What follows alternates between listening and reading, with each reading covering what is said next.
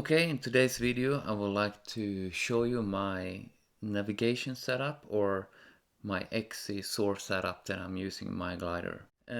This is my Xcsoar setup, and what I'm using is a Samsung Note 3, and why I'm using this phone is because it has a brilliant screen. It has an AMOLED screen, which means it's readable in any lighting conditions that you will have in the glider.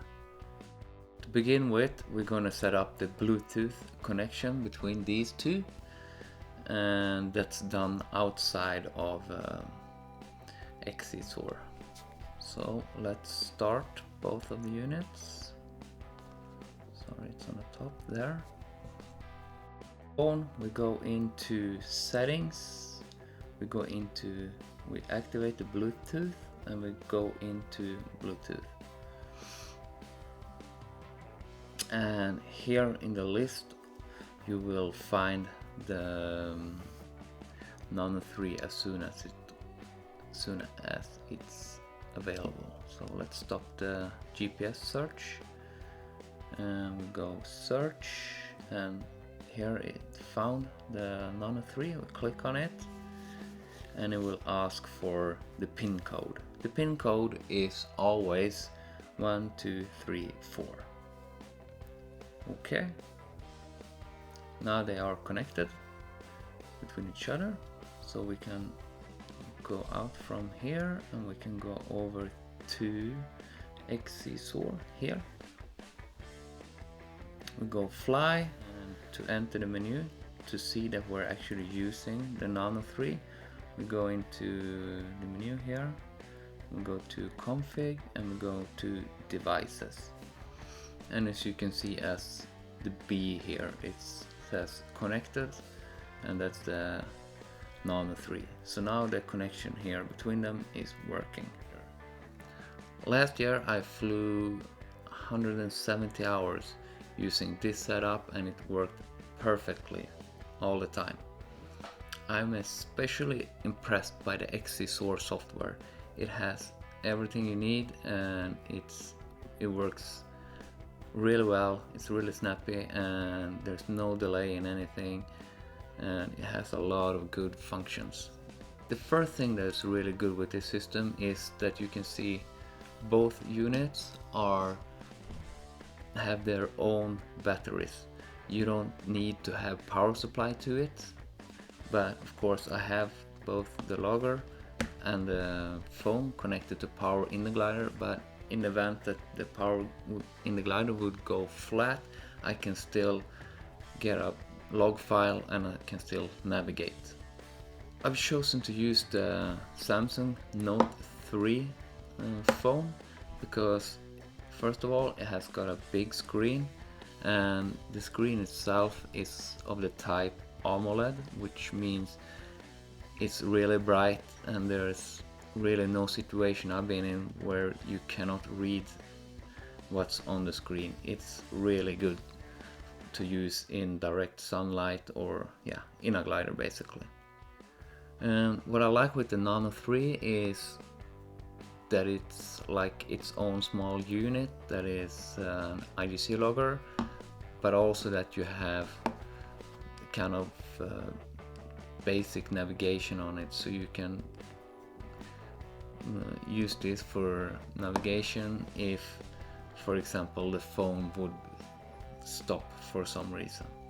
My Xcsoar I've set up like this. I have the info boxes at the top and the map below, because what I'm usually looking at is the numbers up here, so I don't want to move my eyes like down here somewhere when I want to look at something, but I have everything at the top, so when I look here my kind of peripheral sight is still outside of the glider. Another reason why I chose to use Xcsoar on this kind of phone is that this type of consumer electronics, a mobile phone, is really reliable and rugged. I mean, it's been built to be used by anyone from living in a cold country to someone in a hot country with a lot of moisture. So it's a really reliable piece of equipment. One of the few features that I really like with Xcsoar is the way that it's indicating final glide to different airports when you're out flying. This is very useful when you fly in the Alps and you always need to know where your landing spot is. So you can see here this airport here, which is Barcelona, is marked with a green triangle, and you also have an altitude besides it. The altitude indicates your arrival height if you fly by the McCready that you have set. So in this case I have McCready 2 set, and if I start gliding towards Barcelona from this position here, I will arrive at 773 meters, which is a good altitude when you're flying to an airfield or an outlanding field that you haven't been to before, especially in the Alps, where it can be a little bit tricky to actually spot the correct field. Another really good feature that I like with Xcsoar is the way that it's kind of marking the thermals. So when you're thermaling, I'm not sure if you can see this, but there is a small blue dot there, and that one is the calculated center of the thermal that you're in. And it could be useful in the end of the day when you're a little bit, when you don't have that much energy left, to have some kind of aid to help you find the center of the core.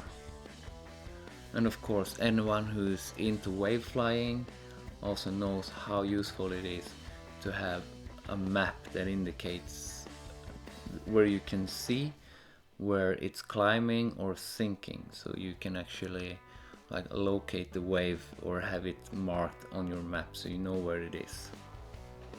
Another really brilliant thing with the Xcsoar is it's free. It doesn't cost you anything. All you need is an Android phone, then you download it for free. The maps are for free. You can't get any better than this, I think. Another thing that I really like with Xcsoar is that it's built to be used with a touch screen. At first I didn't think it was a good idea to have a touch screen in a glider, but when you have the phone mounted on some kind of RAM mount, like this is my old one, but the new one I have right now is a little bit beefier because this small one started to crack here and kind of broke here, so I bought a similar one but more beefy, and I have it connected to the phone like this from the instrument panel. And when you have the phone like a little bit closer to you, it's very easy to navigate and use all of the touch functions. For example, when you're flying an AAT and you want to move your virtual turn point, it's very simple to just tap the screen and it's done. That's all for today. I hope you enjoyed this small introduction to Xcsoar.